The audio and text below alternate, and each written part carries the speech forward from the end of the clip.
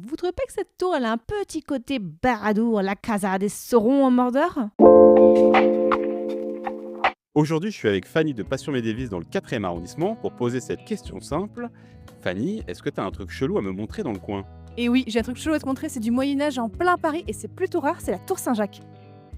Je vous présente la tour Saint-Jacques en plein centre de Paris. Vous êtes peut-être déjà passé à côté en vous promenant entre Châtelet Hôtel de Ville, mais qu'est-ce que fait cette tour en plein milieu d'un jardin? Elle est en fait le reste d'une église médiévale, l'église de Saint-Jacques de la Boucherie. Ce clocher qui a été construit à la fin du Moyen-Âge avait plusieurs étages à l'intérieur et un grand escalier et de style gothique flamboyant. D'ailleurs, si vous regardez bien les sculptures sur les arches, elles ressemblent à celles qu'on peut trouver au musée de Cluny de l'autre côté de la Seine. Et le clocher est à l'époque l'un des plus hauts points de Paris, 54 mètres. Mais au cours de l'époque moderne, l'église tombe un peu en désuétude et au lendemain de la Révolution, on décide de vendre l'église pour récupérer les pierres. Mais on décide aussi de conserver la tour parce qu'elle aurait été utilisée par le philosophe et scientifique Blaise Pascal pour faire des expériences. C'est d'ailleurs pour ça qu'on a une statue aujourd'hui de lui sous la tour. Et la tour va intéresser d'autres personnes pour la même raison, notamment pour faire refroidir des gouttes de plomb avec la gravité et former des billes. Au 19e, on fait plein de travaux dans le quartier et on restaure la tour en lui offrant des bases plus solides et en baissant le niveau du sol avec l'aménagement d'un jardin. Alors par contre, on ne peut visiter et monter dans la tour qu'à de très rares occasions, donc surveillez bien. Mais quand il fait un peu sombre, vous trouvez pas que cette tour elle a un petit côté Baradour, la casa des Saurons en Mordor?